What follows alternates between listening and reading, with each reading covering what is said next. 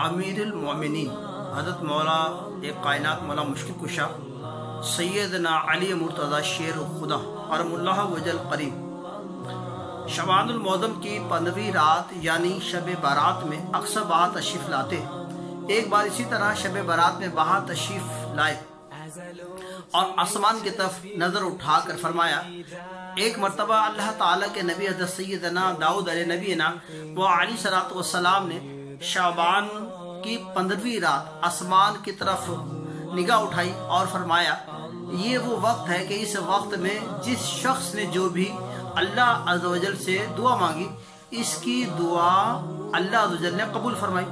اور جس نے مغفرت طلب کی اس کی مغفرت فرما دی گئی، بشرط دعا کرنے والا اشیاء شعار یعنی ٹیکس لینے والا جادوگر کاہن باجا بجانے والا نہ. اور پھر یہ دعا کی اے اللہ عز و جل، اے داؤد علیہ السلام داؤد علیہ نبی علیہ السلام کے پروردگار، جو اس رات میں تجھ سے دعا کرے یا مغفرت طلب کرے تو اس کو بخش دے.